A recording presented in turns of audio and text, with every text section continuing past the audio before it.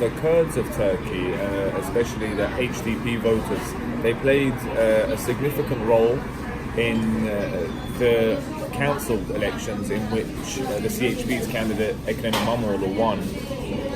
The Kurds went out in force to support the HDP's line approach, which was to defeat authoritarianism in Turkey and use the local elections as an opportunity to send a message to the authoritarian government right now that's leading Turkey. And we were able to do that. That message was sent. But the reaction to the election results was even more authoritarianism from the current government, and they put pressure on the institutions, on the Supreme Electoral Commission to cancel the elections, which threw into doubt, if the current government actually respects the ballot box anymore. Well, the fact that Öcalan's statement that was read by his lawyers coincided with the day that the Supreme Electoral Commission announced the cancellation of the Istanbul mayoral elections, a lot of people have seen that as a ploy by the government to re-attract conservative Kurdish votes that detracted from the AKP before. Now, I don't think that will work because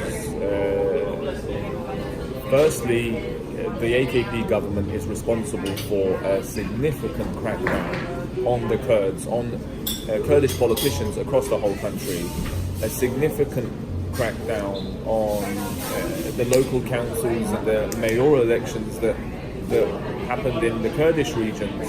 A lot of our mayors were disqualified from taking their certificates to govern very arbitrarily by the AKP. So one visit from Öcalan's lawyers doesn't mean the end of isolation. Now, the isolation of Abdullah Öcalan is very important to the Kurdish people, but the Kurds also know that right now the direction the AKP has taken in the past few years, it deems the government a very untrustworthy entity. And so I don't think the Kurdish vote, the colour of the Kurdish vote, the majority of the Kurds in Istanbul will change just because there was one visit from the lawyers of Abdullah Öcalan. I definitely do believe that the politics and the agenda of the SDF is supported by the majority of Kurds in Syria. Now, the Öcalan-led Kurdish political movement approaches the Kurdish national issue from an ideological perspective that claims and believes that the creation of an independent Kurdish nation state is not synonymous with freedom for the Kurdish people, and that true freedom can be attained with the emancipation of all the peoples in the region together. So by democratizing the existing structures that are in place, like the Turkish state, like the Syrian state, like the Iraqi state, to democratize those existing structures in order to be able to give not just the Kurds, but all the peoples that live within these states freedom. And that is a perspective and a political program that has resonated with millions of people, millions of Kurds, but for example, in the case of us, the HDP in Turkey, with millions of other people as well. And I think the Kurds, the majority of them, support a program in which they attain their freedom along with the other peoples of the region. Because the hard truth is that pursuing an independent Kurdish nation state in that kind of a region at this stage is all about more bloodshed, more war, and I think that's the first thing that the Kurdish people do not want anymore.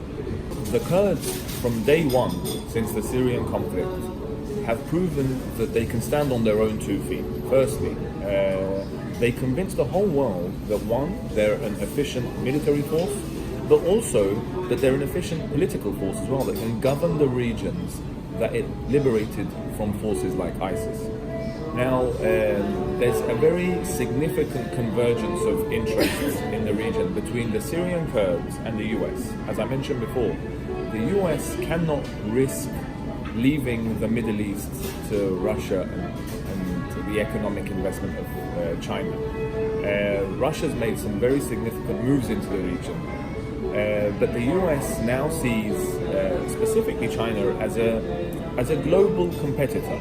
And right now, the Middle East is a very important battleground in the quest for global hegemony.